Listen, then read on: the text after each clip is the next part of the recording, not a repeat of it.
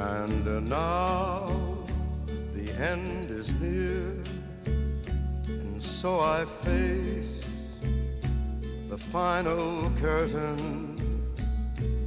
My friend, I'll say it clear, I'll state my case, of which I'm certain. I've lived a life that's full. I traveled each and every highway and more, much more than this. I did it my way. Regrets, I've had a few, but then again, too few to mention. I did what I had to do, saw it through without exemption. I planned each charted course, each careful step along the byway, and more, much more than this, I did it my way. Yes, there were times, I'm sure you knew, when I bit off more than I could chew.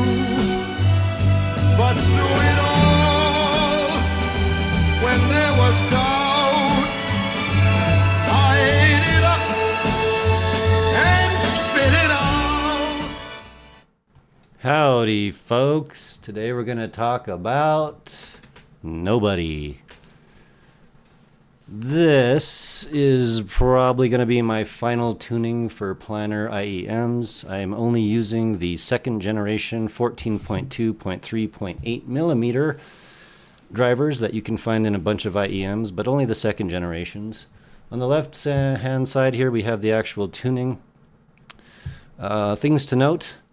We have 7 decibels of ear gain starting a little bit before 2K and ending at about 2.5, dropping down. So this would be the high mid area right in here.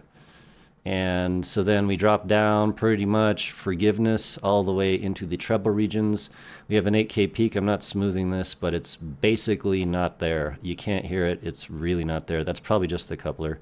And a very nice steady slope downwards from that 8K peak all the way, what is this, about 10 decibels. Basically a nice perfect linear roll off into the air regions. We have almost 15 decibels of bass, 14 point something of sub bass at 20 hertz. That's amazing. And over here on the right side, I compared the graph for Nobody to a couple sets. We have the Nightjar Singularity, which is a very loved set. We have the Timsock TS316, which is a set with some hype. We have the Pula PAO2, just something people have been talking about, and the Unity graph, just to look at that real quick. So things to note.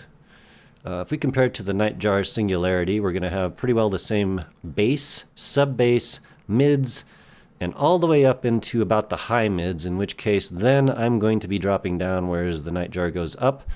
I do that, well, for a couple reasons, mostly because I can't actually put that energy in there with a planner, but also because I like it like that. And for electric guitars and a lot of the instruments that I enjoy listening to, it's not going to make them sound artificial and too harmonically rich by dropping that region down. So out of all the things I've done, I think this is probably about the best and the top tuning that I will be able to get out of these drivers.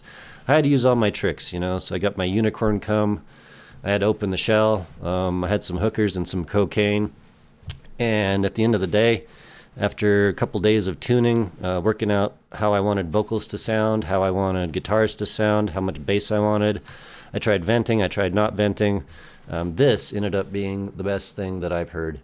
And to be truthful, it is a fairly stunning tuning and probably better than most of the other planner stuff I've done.